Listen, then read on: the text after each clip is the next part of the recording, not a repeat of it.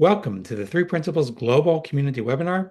The Three Principles Global Community, or 3PGC, is a nonprofit organization that is committed to bringing an understanding of the three principles as introduced by Sydney Banks to people throughout the world. And today we're so happy again to have Mark Howard here, and he's going to speak to us. And Mark has is one of the longest term practitioners of the three principles understanding, and we're always happy to hear what he has to say.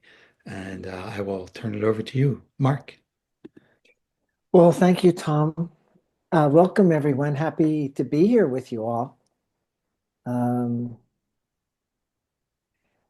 what I wanted to do is let you know that I- I'll talk a little bit about the topic, and then I'd like to have it be an interactive meeting and hear if you have any questions or anything you'd like to share, either about today or anything else that you're learning. So try to leave room for that because I really love being able to hear what you think and the questions you have. Um, I was really blessed to have met Sydney Banks and learned from him. And so what I do for exercise now is I just walk. And I have a number of his recordings on my iPhone, and my playlist, and I listen to him as I walk. And this theme about happiness now is something I've been talking about for the past 6 months because around 6 months ago, I heard him say something about happiness that was very profound as I was walking. It almost stopped me in my tracks, the beautiful truth of it. So what I heard was the most unnatural state for a human being is to be unhappy. Isn't that profound? The most unnatural state for a human being is to be unhappy. And it just really resonated with me that that's it, really. We're not meant to be living in the state of unhappiness. It's not natural for us. It's not why we're here on earth. It's not why we've all been blessed to hear this understanding. So, what's the natural state? Well, the natural state for Sid would be happiness. We're here to be happy, to enjoy life, to find contentment. And so, I wanted to just speak to that truth and what I hear of that. It's so profound and simple. It's a nice guide. It started to become a nice guide for me. Like, um, it hit me so deeply that whenever I noticed I was in an unhappy state, I could remember that, it's not natural for me to be here. And it was helpful to see it that way, not get so serious about it. So I started to think, well, if happiness is our natural state and what's in the way of it? What gets in the way of us just living in that in those nice feelings?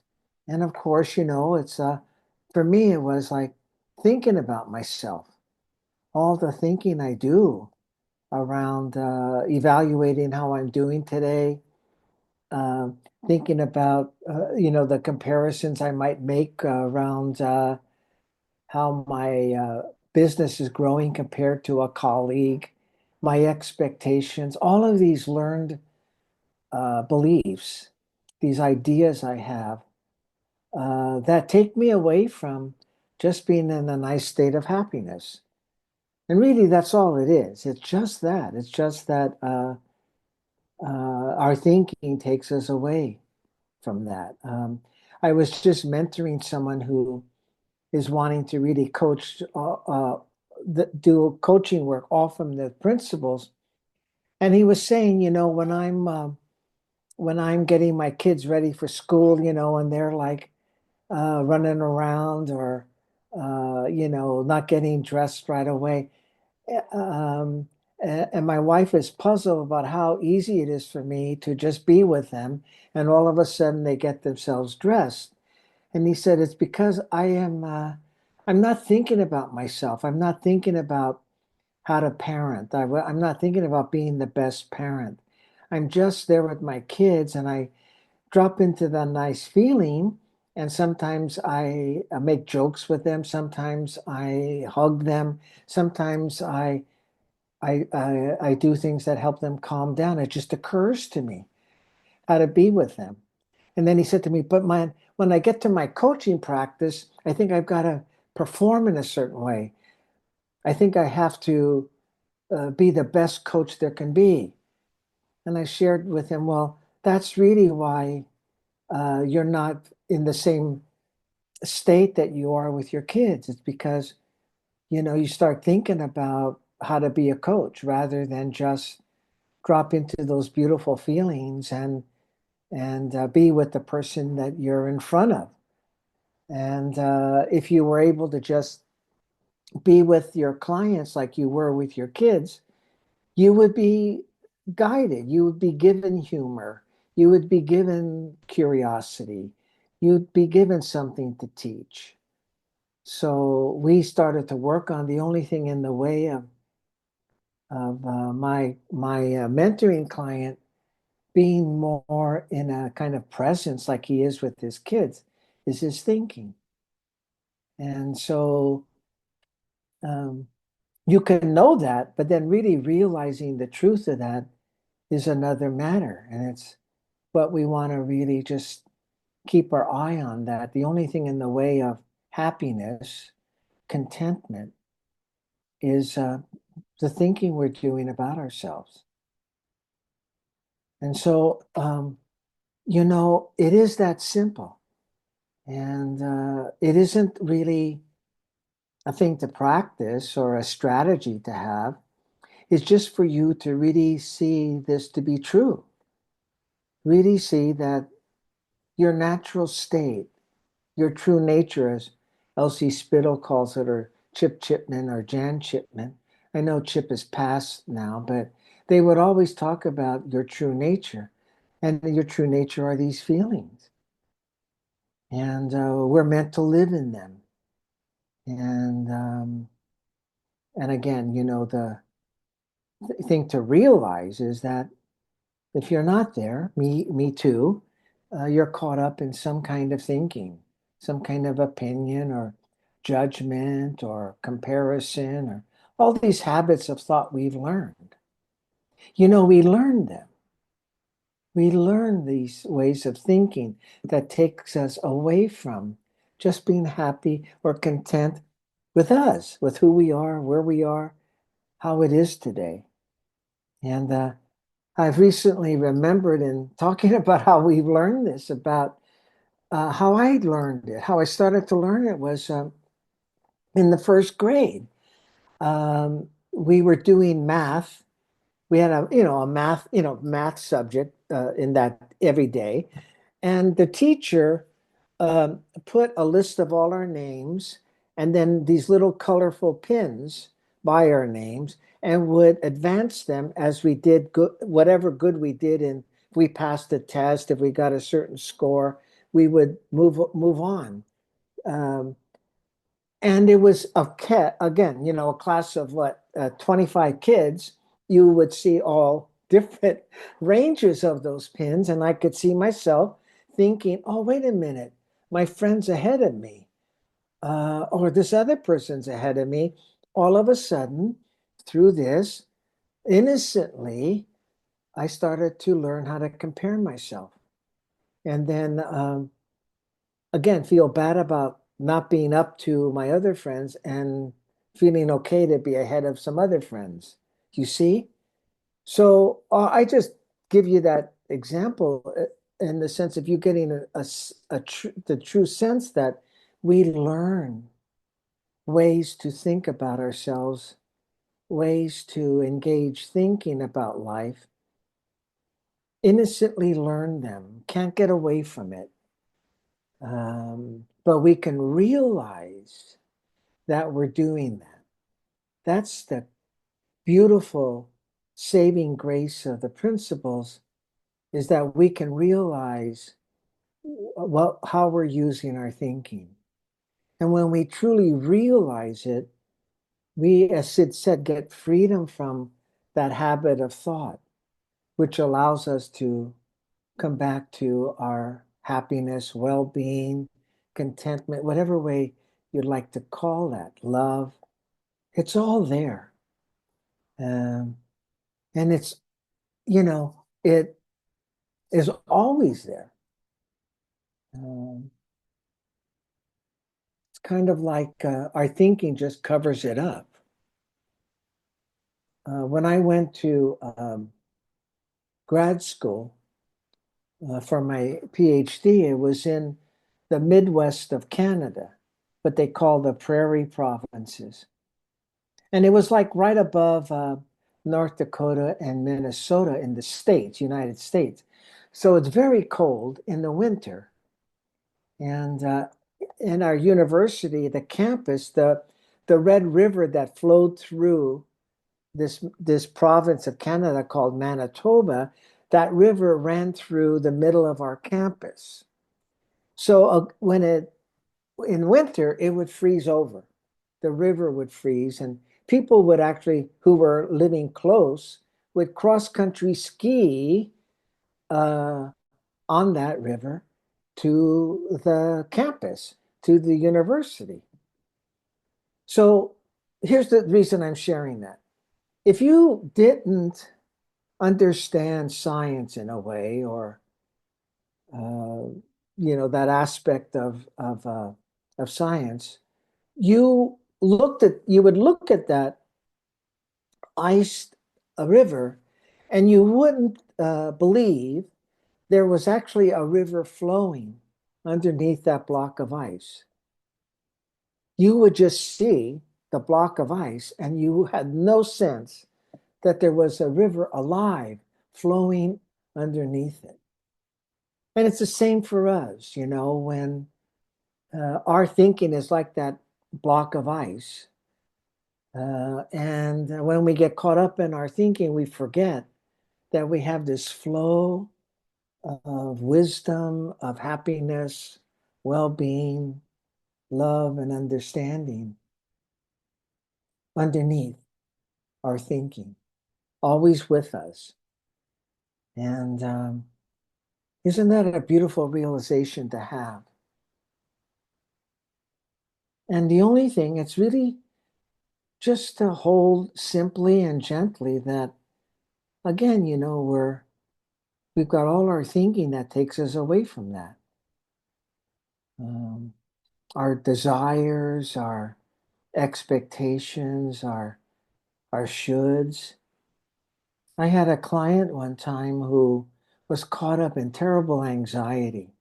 If we looked at the thinking of her anxiety, it was all about how she didn't think she was being very helpful as a psychologist. She thought that she had all these expectations of being perfect that were handed down innocently to her. She had all these questions and doubts about herself. And that was going through her mind a lot through the day. And she said, the one time I just don't feel anxious is when I'm practicing the trumpet. I said, oh, yeah, when you're practicing the trumpet, what's it like? She said, I just feel just beautiful. I just have these calm feelings, and I'm kind of thrilled to be able to play this music. So I said, well, what do you think happens when you stop playing the trumpet? I don't know. I just start getting anxious again. I said, well, do you think that when you're playing the trumpet, somehow you just dropped your painful thinking, and when you stop playing the trumpet, you picked it up again? I think that's what happened. What do you think? For the first time, she realized the truth of that somehow playing the trumpet, she stopped thinking about herself. She really did. She could play her music without any critical thought, just sitting in the flow of that. And then she realized, yeah, when I give that up, I start thinking about myself again. And we looked at it really deeply. She had this deep realization that if this thinking about myself was true, then how could I have these beautiful feelings and not have these thoughts, not not begin to become more perfect, not have to say things in the right way so people don't get upset with me? How could I be in that if I didn't follow those thoughts? She just realized that she could be there despite those thoughts. Those thoughts had no value to follow them in order to be happy.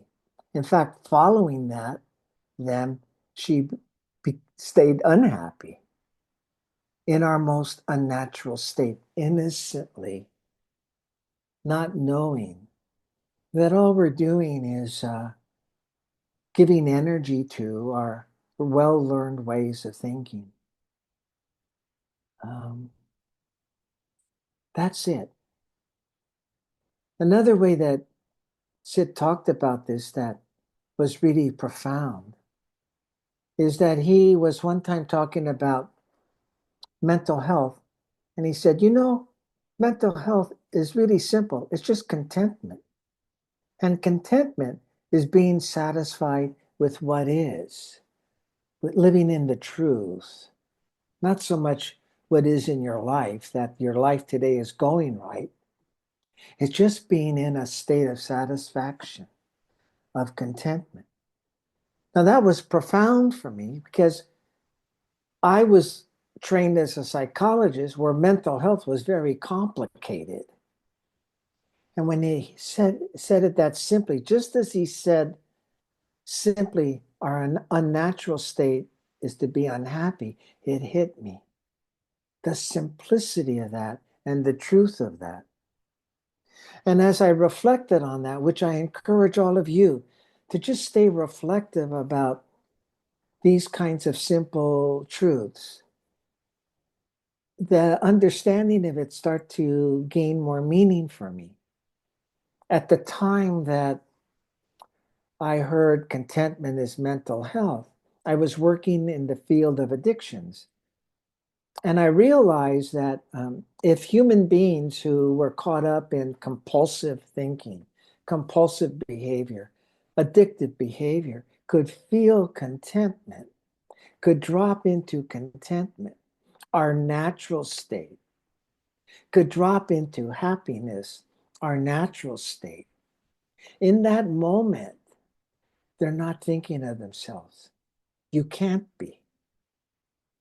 So that's where people can rise above addictions, so to speak, because in contentment, they're not thinking, I need more of this. Or they're not thinking, I'm lacking so much, I need something to feel better about myself. They're in it already. Do you see that? Same with happiness. When you drop in happiness, you're no longer thinking about yourself. You're just living in the joy of the moment. Just like that client of mine playing the trumpet, she was just in the joy of creation, you see. So in that, she wasn't thinking about herself. The minute you think about yourself, it's going to take you out of it, really, because that happiness, that contentment lives, um, is that spiritual energy that we are. It's a way of talking about the spiritual energy that we are, the beautiful feelings that really is our true nature. When you live in them, you're beyond your own personal thinking, you see. So that's why this person I was mentoring today said, oh, it's not about finding a way to get there, it's allowing yourself to have it. Wasn't that beautiful? He came up with that himself because he was always for strategies, about um, how do we get there. And once he realized, no, it's more about opening up to the truth that we are meant to live happy, in happiness, in well-being, in love, in understanding, in compassion, in contentment. These ways of speaking to a place in us, a space, a consciousness where we're just in beautiful feelings and we're really beyond really thinking of ourselves, thinking about ourselves. So let me just stop there for a second and check in with you. Um, I could say more, but I just want to bring you in and see if some question you have or some thought you have could even move us in a deeper direction. Uh, Yeah, so that's great. And just to let people know who might be new, you can raise your digital hand, as we already have a whoa, few people going. Yeah. And if you don't see the raise hand button, it's often hiding under the little react button at the very bottom of the screen. But with that, we'll go ahead and turn it over to you, Mark. And is it oof? Yeah, hello. hello. My name is Uffe Hvidkjær. I'm from Denmark. Oh, And welcome. thank you so much. It was very nice to listen to you.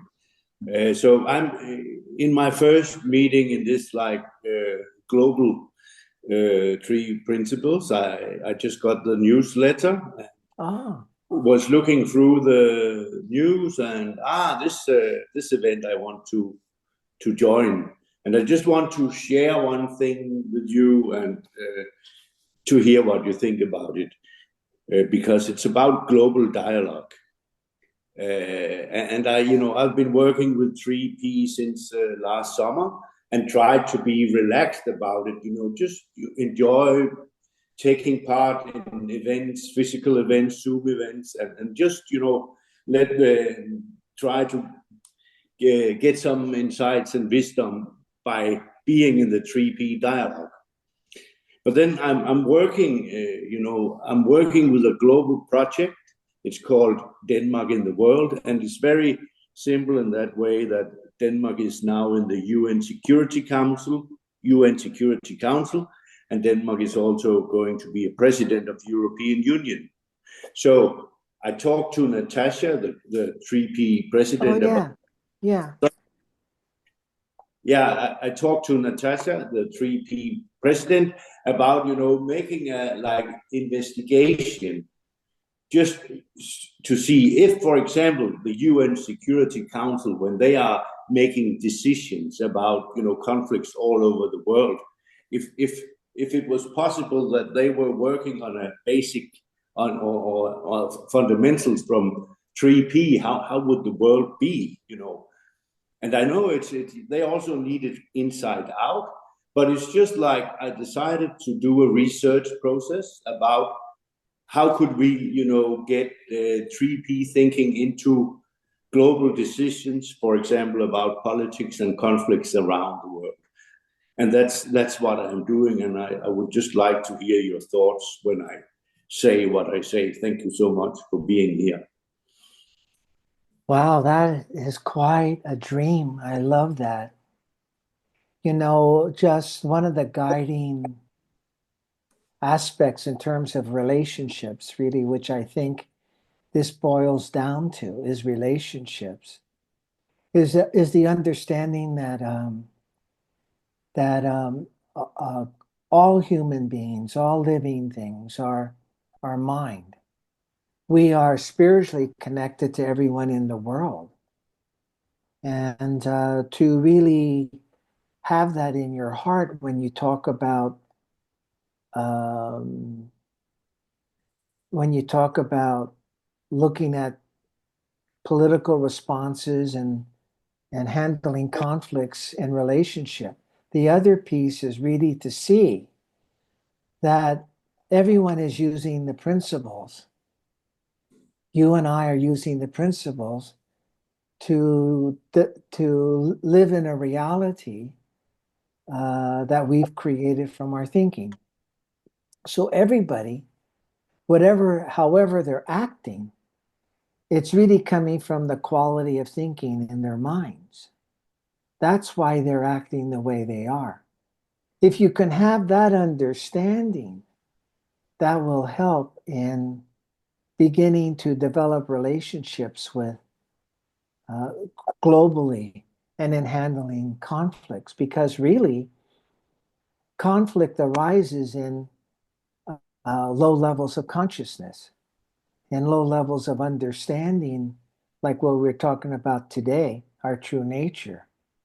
Now, having an understanding that's so allows us to see that everybody is doing all they can do given the thinking they're in.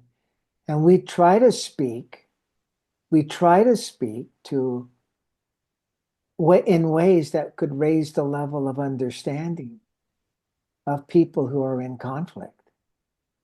Um, and a vehicle for that is listening to one another without opinions or judgments, and really listening in that space to understand uh, the other person. So those are some ways in which a body like the UN Security Council can begin to uh, find ways to serve globally from a deep understanding that first everybody's the same spiritual energy. Everyone connected to one another. Everyone is one another. And people are at various levels of quality of thinking. That's why they're acting the way they are. And if you go in with that understanding, it protects you from diagnosing them, from judging them, from having an opinion, and allows you to be freer, to be guided uh, from the wisdom you have. So thank you for that. I hope that was helpful to you. And I love that you're joining us, and find all the support you can get for your dream, because that would be so wonderful to have in the world. Uh, Marlene, you have your hand up. I do. Thanks, Mark. Um, I'm chuckling here because when I went to University of Manitoba, I took the bus. I didn't walk on the river. Oh, um, that's right. You went there too. Yeah. yeah, yeah. I appreciate you kind of going back to this, uh, the conditioning most of us experience growing up, like having the best marks, being in the best of the class, winning the competition, and I can see how that set me up for the, never quite good enough, perfect enough, not as good as that other person, to the point where I graduated from the University of Manitoba. I was on the Dean's Honor List, and I thought that's a mistake. I should really contact the university and let them know that they made a mistake. Um, Ah, and how yeah. that set me up to feel like, we call it imposter syndrome, the never quite Oh, good enough, the yeah. never. And I think this is what doctors Imes and Clance saw when they were looking at these highly accomplished women in academics who just didn't acknowledge their talent, their accomplishments. And you're right, it's all about that self-evaluation, the comparing, so thank you for, just kind of going through there one more time, because I could really see how we're kind of set up to become so self-conscious and self-evaluating and self-critical. Yeah, that's beautiful that you saw it in a fresh way. And the way to look at that is that's just the way we learn to think. It's an innocent process of Sid said, we no one escapes uh, developing habits of thought, conditioning. No one escapes insecurity. However, the cure is to understand the nature of thought. Once you see, oh, I just learned that. That's all that happened. I just learned to think a certain way about myself. And it's keeping me from uh, being able to embrace um what I'm capable of creating. So I'm glad you saw that in a fresh way. I think the only thing I'm emphasizing is just see nobody sets out to do that to anybody. This is generation upon generation upon generation. And it's just so beautiful in the last 40 years or so, we have an understanding that can shift the generation or at least understand. See, it's more of an understanding how of the fact that we can't get through life without developing habits of thinking, but we can see them for what they are. And if we see them for what they are, we get freedom to think more our way. So thanks for sharing that, Marlene. Thank you. Uh, is it Aliza? Hello? Yeah, thank you so much. I just unmuted myself. Oh, good, good, good. So it's a pleasure seeing you. We met in London at the conference, and everything you said was just, to me, just magic, magic. And I felt everything you said, and it brought a calmness and such a awareness to the world. And I just even a small metaphor like the ice and the flowing water. I see that's the world. I just love that. I love that metaphor. And what she was saying before, the how detrimental it is to see, who does better, who does worse. And even because I have a grandchild who's 5, and this is how her school is, and the rankings and stuff like that. And, I see myself in that many ways. And just by you stating that, I don't see myself. And I see it's just all my thought that brings me there or not. Like being a divorced person in a community that everybody's married. It's a heavy thing. It's not so easy. But I just have to say, I'm just a wonderful person and move on. And everything was great. I really appreciate everything. And I look forward to the conference again. And thank you. Oh, thank you Thank for you. sharing that. Yes. Yeah.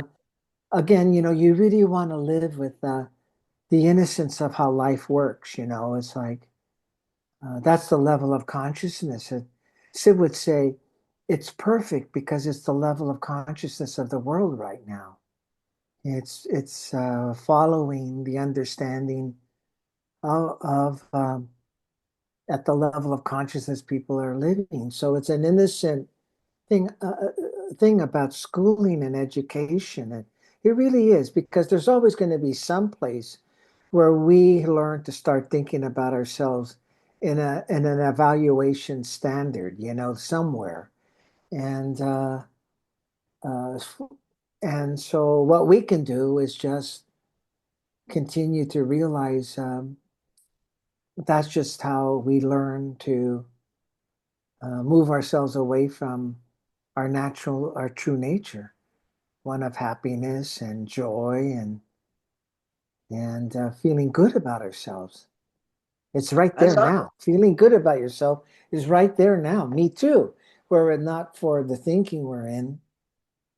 I had a supervisor when I had to do a fellowship for my license, and he actually was a partner of George Pransky, and his name is John Enright. He was the first person to hear of Sid and begin to tell people to go see him.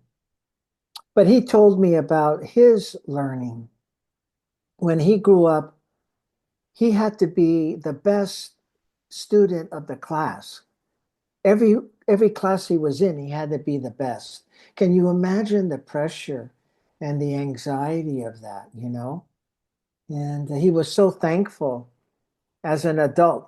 You know, it came to him becoming an adult and finding this understanding where he could just realize that that was just a thought that was just passed on to him innocently and start to awaken his being perfect already, his happiness and well-being and just that sense that uh, that okay that okayness sense.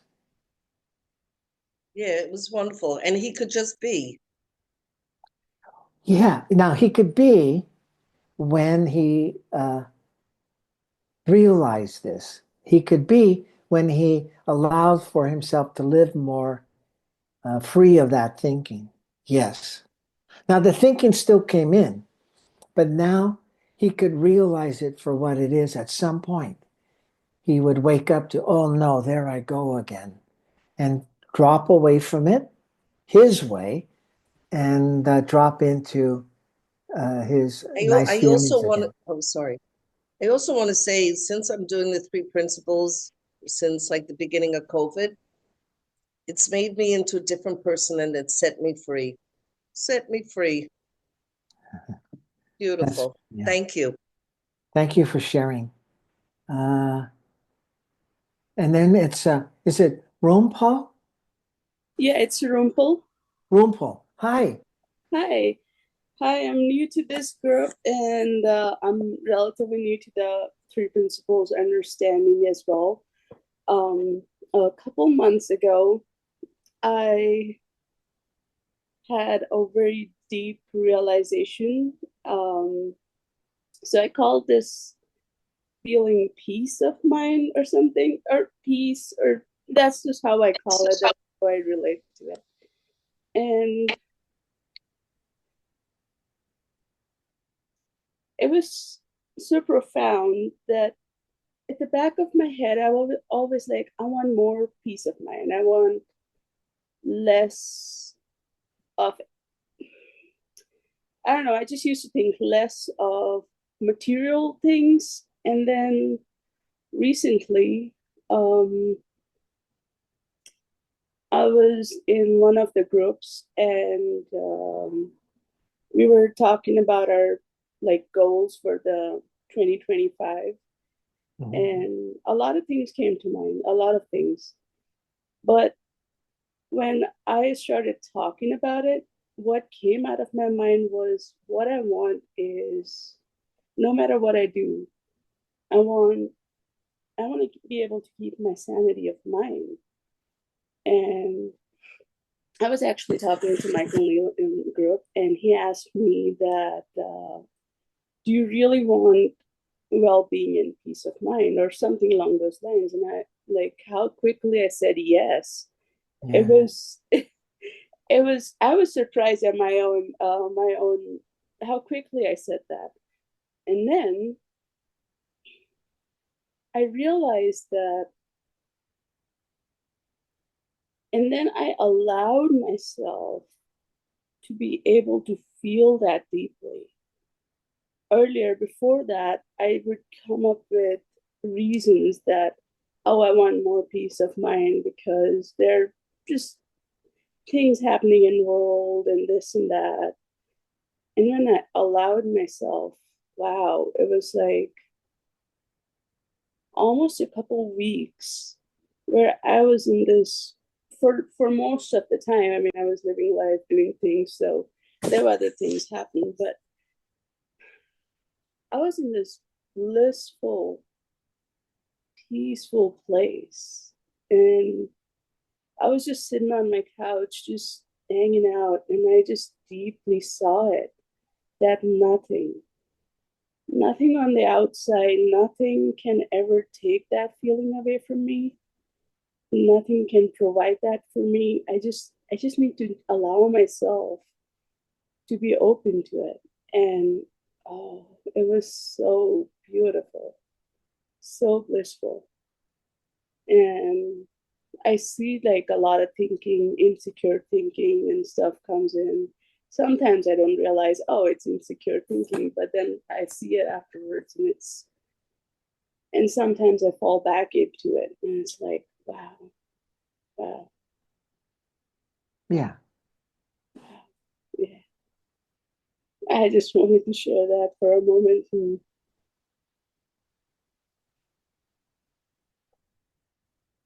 Well, that's beautiful what you're sharing. Um, yeah, it's really that the state you were describing dropping into is what Sid would describe as contentment, describe as happiness. And you really saw the truth of it, that nothing on the outside had anything to do with it.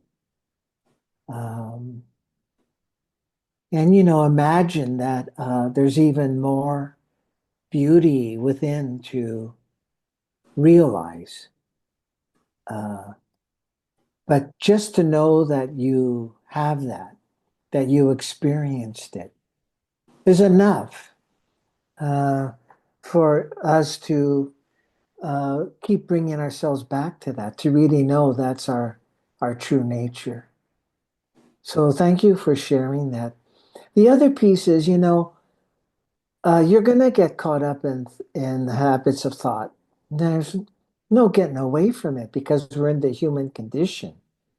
A lot of them, quiet down and they're not around as frequently. But again, what's beautiful is that is that you will remember what you have understood about the principles. It will come to you. Um, I have a friend who we taught together years ago, Keith Blevins, and he would tell a group about, recognizing, oh no, there I am back in my thinking. He would tell them, look, you see this indentation in my forehead? It's from going, oh no, there I go again. That ability, that knowing to go, oh no, there I go again, is the realization once again that you're just caught up in your thinking. That it just comes to you, hey, man, your thinking's going south.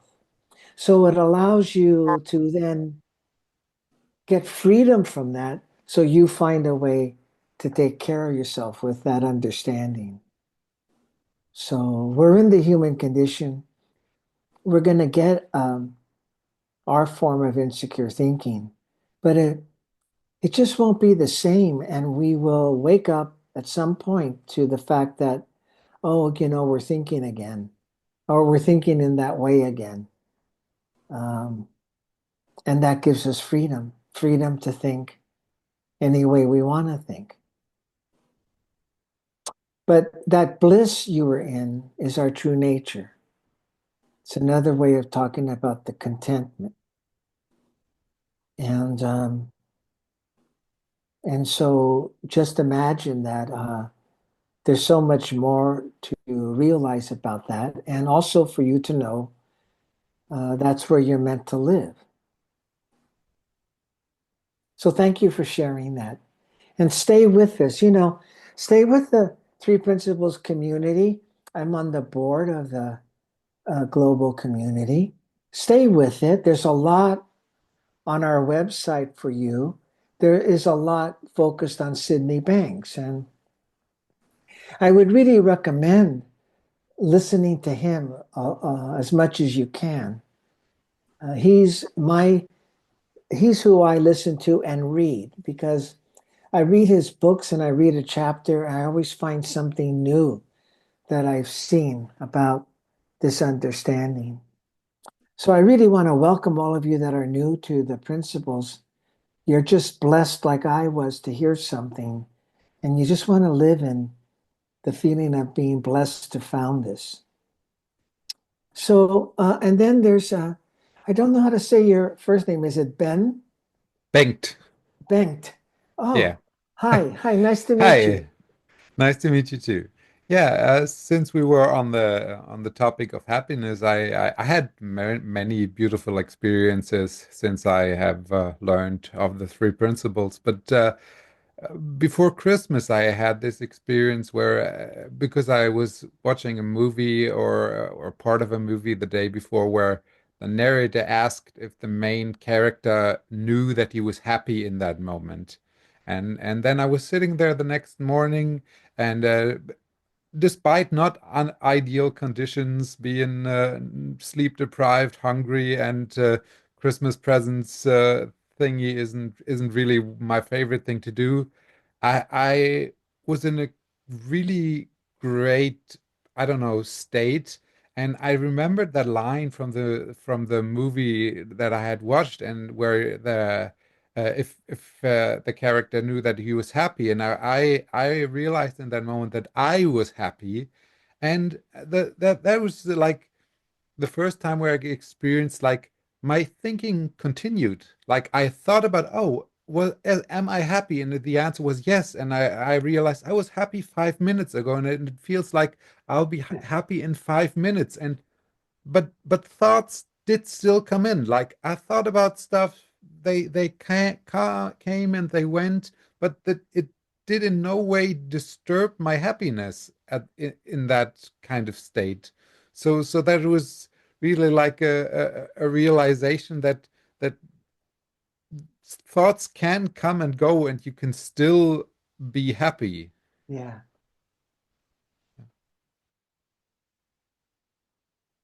Well, what a beautiful thing to share with us.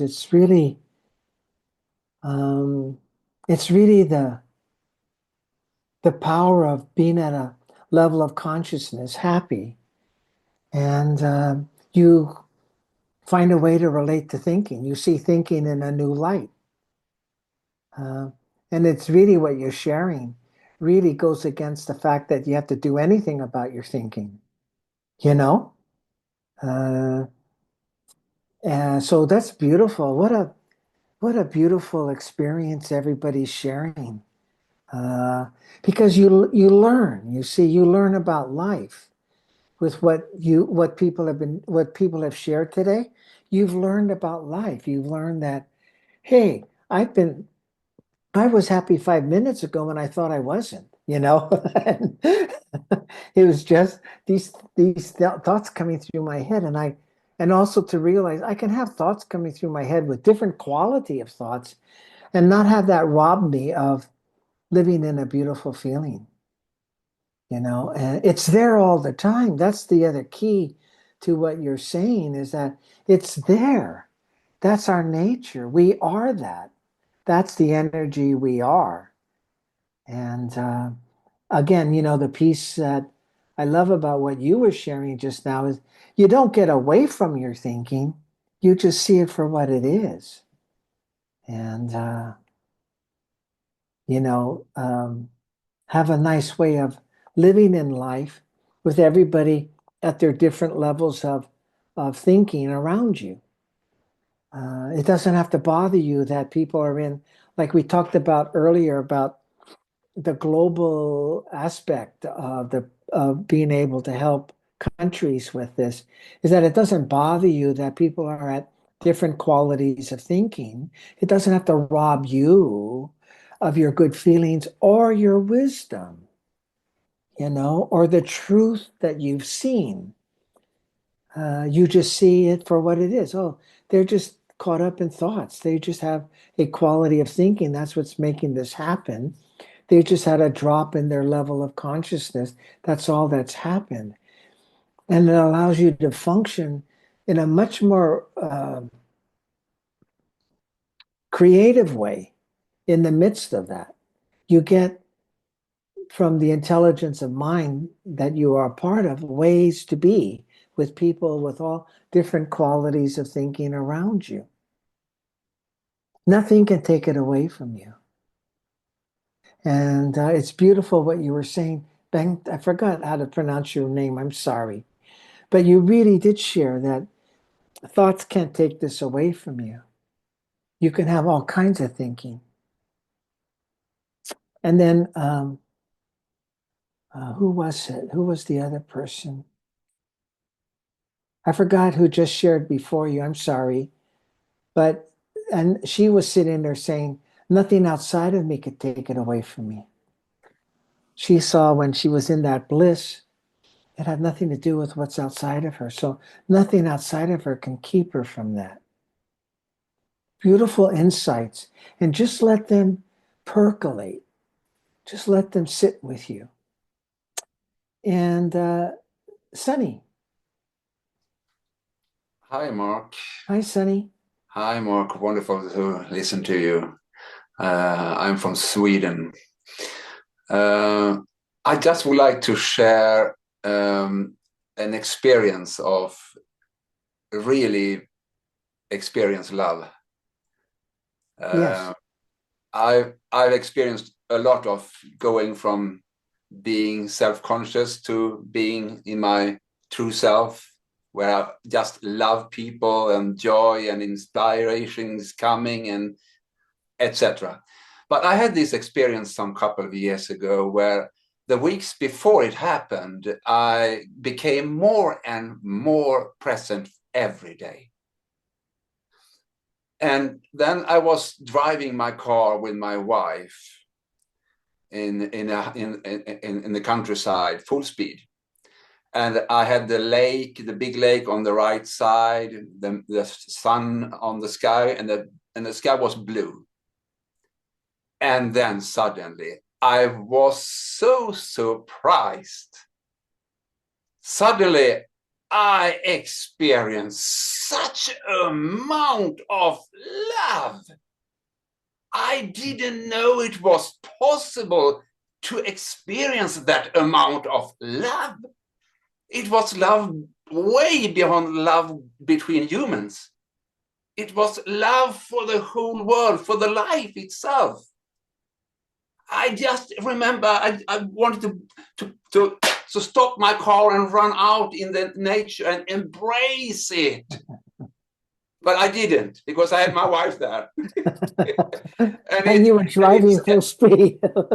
And this experience was like probably some few seconds. Yeah, yeah. But it was amazing to have. Wow. Well, it's just what a blessing to awaken to that experience and to know that's you, that that's in you. And, it, All of us. it's in you. And it helps you not get so serious about self-consciousness. Beautiful. Thank you for sharing that. Sid was in those, Sid shares this, he said that he shares his steps toward that major enlightenment, but he shared that he was at that couples workshop and that psychologist said something to him and Sid heard, you're not insecure, you just think you are. And that just brought him way beyond his usual thinking. And he said, I was filled for 3 days with love, just like what you're sharing. And there's a story that one of his friends say that during those 3 days, Sid was walking with this friend down the main part of Salt Spring Island, the Ganges area, what they call the Ganges area, where there's shops and all of that. And Sid turned to his friend and said, you've got to hold me because I want to hug everybody. And it's the same thing you were sharing. That's the feeling of it. And, if can you imagine that person that's talking about Denmark being in the Security Council? If people could imagine waking up that feeling, what changes in the world could be, huh? So you just reminded me of Sid's story. Same thing. You wanted to go and hug nature. He wanted to hug a form of nature, human beings, but he wanted to hug everybody. That's the feeling of it because that's the connection. You deeply felt how all was one and the feeling of the oneness. Thank you for sharing that. We'll have time for one more, and it's Bernie. Hey, Bernie.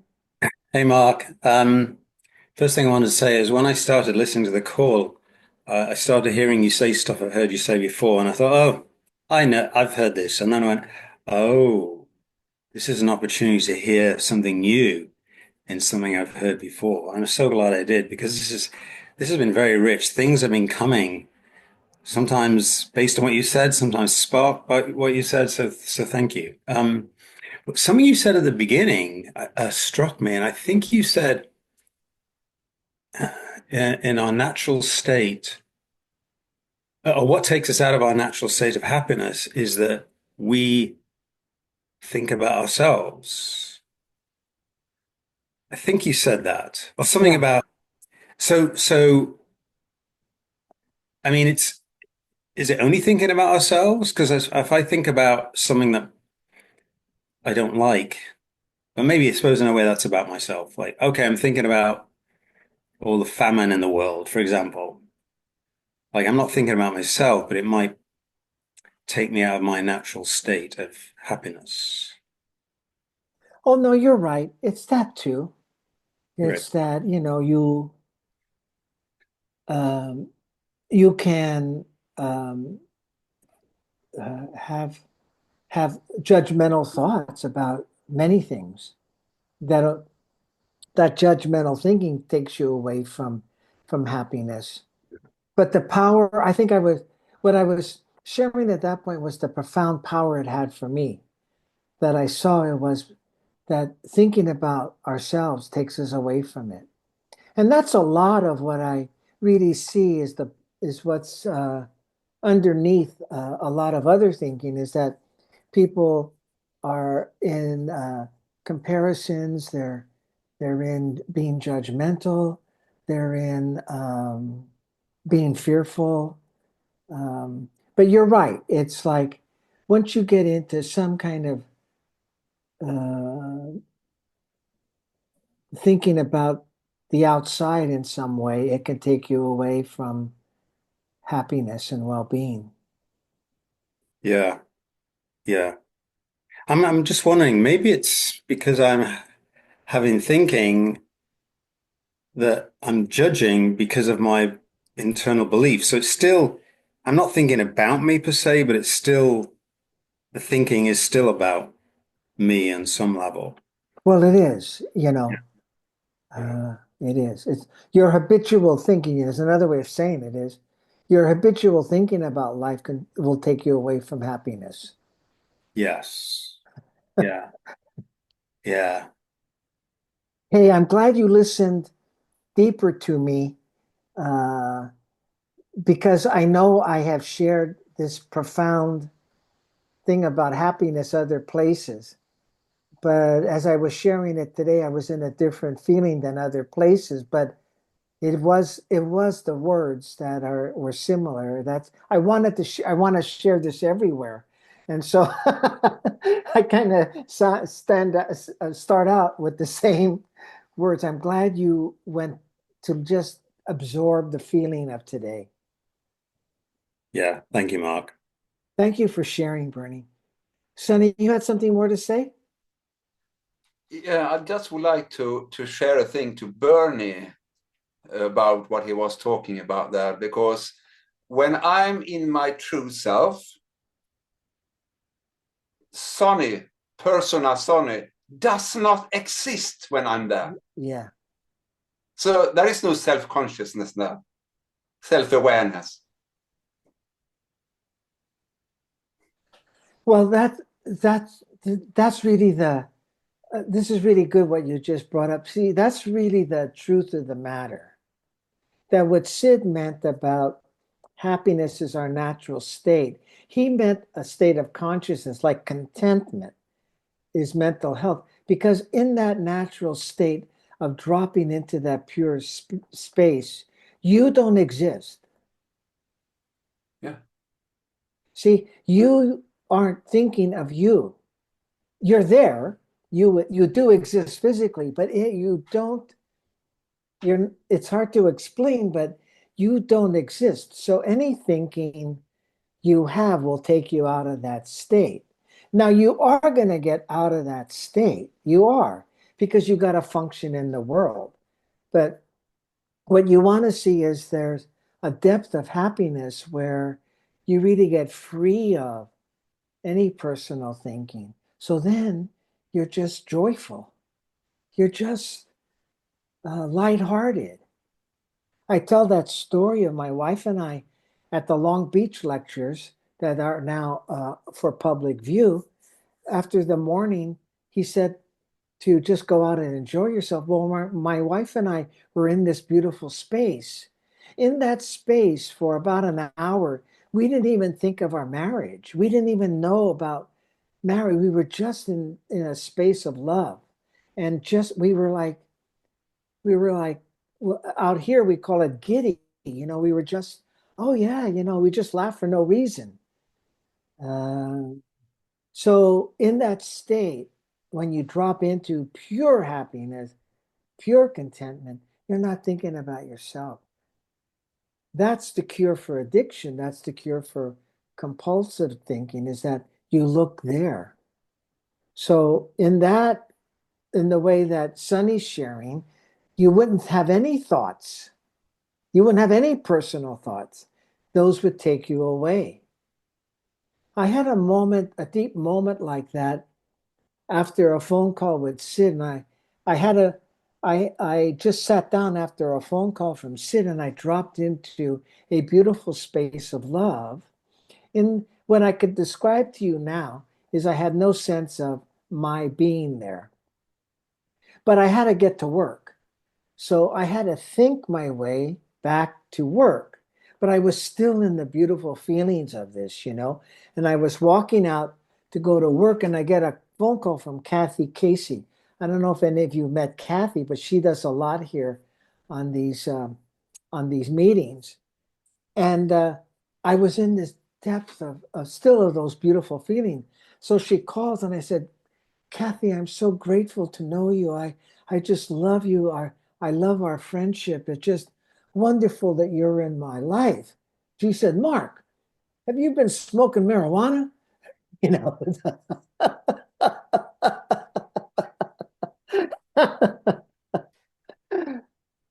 But those are the feelings, you're in another state of consciousness. You can function, but you're functioning in this beauty. And I just love what um, Bernie brought and what Sunny brought, that, thinking just takes you away from it. And what I saw powerfully was I think a lot about myself. That's what takes me away from it. But I also think judgmentally about other people. That takes me away from it. But just to know that is curative. Not to practice, not to have a strategy, just to know, oh, there I go again. Okay, come back, get that feeling, and let's go forward. Well, Tom, looks like we're over the hour.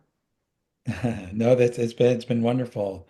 Thank you so much, Mark. Thanks for this. Thanks everyone for coming. And before we say goodbye, I just want to tell you about the next 3PGC webinar. It will be in 2 weeks, February 25th, same time, 2 p.m. Eastern, and we'll have Judy Sedgman.